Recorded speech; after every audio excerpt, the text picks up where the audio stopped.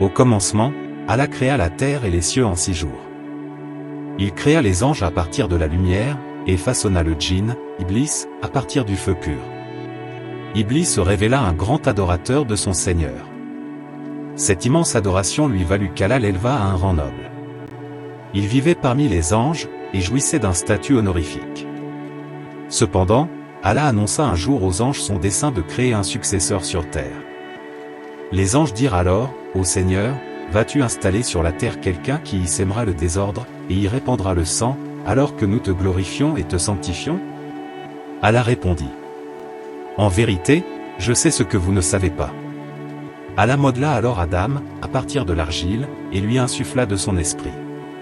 Puis il enseigna à l'homme les noms de toutes choses, le rendant ainsi supérieur aux anges dans la connaissance.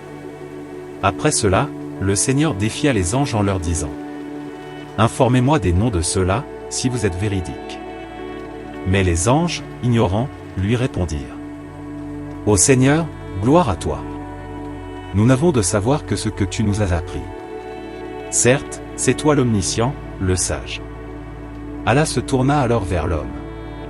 Ô Adam, dit-il, informe-les de ces noms. Puis, quand l'homme les eut informés de ces noms, Allah dit aux anges: Ne vous ai-je pas dit que je connais les mystères des cieux et de la terre, et que je sais ce que vous divulguez et ce que vous cachez? Alors Allah demanda aux anges de se prosterner devant Adam, en signe d'honneur. Tous obéirent, sauf Iblis qui refusa avec arrogance. Allah l'interpella alors.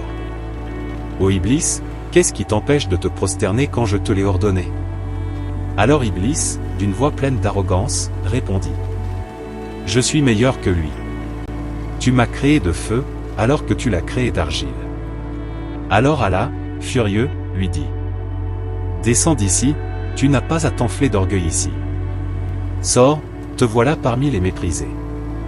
Ô Seigneur, dit Iblis, accorde-moi un délai, jusqu'au jour où ils seront ressuscités. Allah dit: Tu es de ceux à qui un délai est accordé. Puisque tu m'as mis en erreur, dit Satan, je m'assoirai pour eux sur ton droit chemin, puis je les assaillirai de devant, de derrière, de leur droite et de leur gauche. Et pour la plupart, tu ne les trouveras pas reconnaissants. Sors de là, dit Allah. Banni et rejeté. Quiconque te suit parmi eux, de vous tous, j'emplirai l'enfer. Ainsi, Allah maudit le diable et le chassa du paradis. C'est depuis ce jour que Satan s'attribua une mission unique: détourner autant d'humains que possible du droit chemin.